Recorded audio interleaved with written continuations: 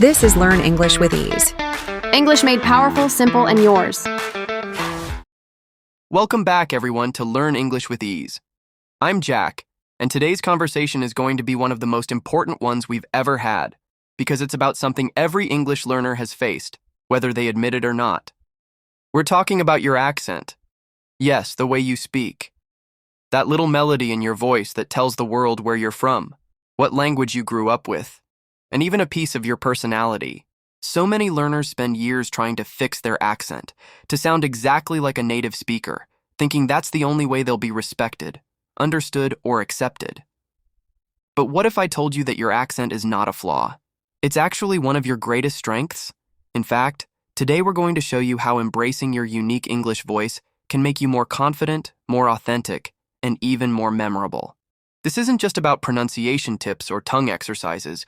This is about identity, self-worth, and the freedom to speak without fear. So sit back, grab a cup of tea or coffee, and let's talk about why you should stop hiding your accent and start owning it.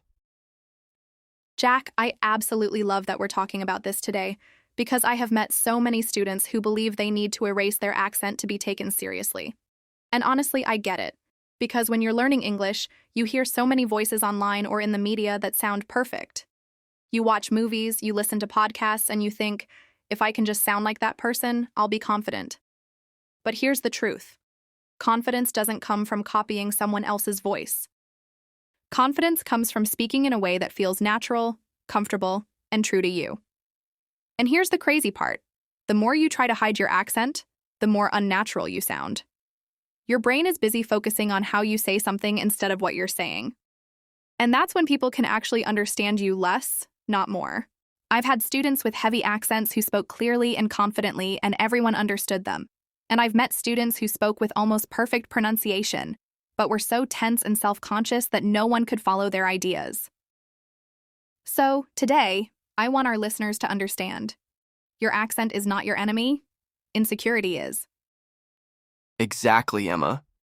And I used to think of accents in a very different way. When I first started traveling and meeting people from around the world, I realized something powerful. Every single person has an accent. Yes, even native speakers. The English spoken in London doesn't sound like the English in New York. The English in Sydney doesn't sound like the English in Cape Town. Even within the same city, people can sound different depending on their neighborhood or background.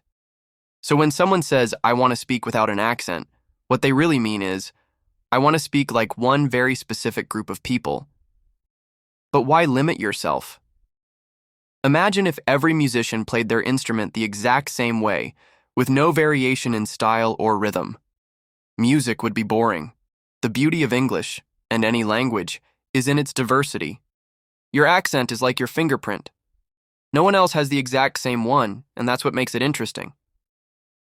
I've never once met someone and thought, "Oh no, they have an accent, I can't listen to them." But I have met people who were so focused on hiding who they were that they lost the warmth and connection in their voice. That's such an important point, Jack, because people don't connect to perfect. They connect to real. And your accent tells a story. It carries the history of your family, your hometown, your culture, and all the languages you've loved before English. I had a student from Brazil who once told me she was embarrassed to speak English at work because her colleagues teased her for pronouncing certain words differently. But when I asked her to tell me about her life in Portuguese, her eyes lit up, her gestures became bigger, and her voice danced. She had so much passion. And I told her, that's the energy you need to bring to your English. Don't kill your sparkle just to sound like someone else. And you know what happened? The next week, she gave a presentation in English at her company without worrying about her R sounds or her vowel differences. She focused on connecting with her audience. And the feedback she got was incredible. People called her presentation inspiring. Not one person mentioned her accent. I love that story, Emma. And it reminds me of something I tell students all the time. People remember how you make them feel, not how perfectly you speak.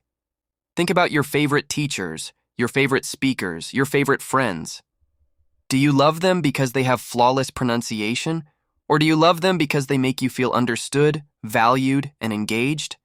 Your voice, accent included, is a huge part of that. And here's the big truth. The only time an accent becomes a problem is when it stops someone from understanding you. That's it. If your pronunciation is clear enough for people to follow, you've already succeeded. The rest is just flavor. Now, that doesn't mean you shouldn't work on clarity. Of course you should. We all want to be understood. But clarity is different from imitation. Improving your English doesn't mean deleting your accent. It means learning how to speak in a way that people can easily follow while still sounding like yourself. Absolutely. And I think we should give our listeners some practical steps right now for embracing their accent instead of fighting it. First, record yourself speaking English for 1 minute on a topic you like. Don't judge it yet, just listen. Second, identify the words or sounds that are hardest for you to say clearly and practice those slowly. This isn't about erasing your accent. It's about making sure you're understood. Third, expose yourself to many different English accents. Listen to speakers from India, Nigeria, Ireland, Canada, Singapore. You'll realize there's no single correct way to sound. And finally, speak more. The more you speak, the more comfortable you become. Hiding from English will never make you sound better. The secret is not in perfection. It's in connection. And to wrap this up for today, I just want to leave you with one thought. Your accent is a map of your life. It shows the places you've been, the languages you've learned, and the people you've loved. Erasing it would be like erasing chapters of your own story. So instead of chasing someone else's voice, nurture your own. Speak with pride, speak with clarity, and speak with joy. Because the most beautiful English in the world is the English that sounds like you. Well said, Jack. And to our listeners, if this conversation has helped you see your accent differently, we'd love to hear your thoughts in the comments. Share your own story, tell us about your journey, and let's build a community where every voice matters. And remember, fluency is not about sounding perfect. It's about being understood and being yourself. If you enjoyed this episode, please like, subscribe, and share it with someone who needs a little boost of confidence in their English. Thank you for spending this time with us on Learn English with Ease. Until next time, keep speaking, keep learning, and keep embracing the wonderful, unique voice that only you have.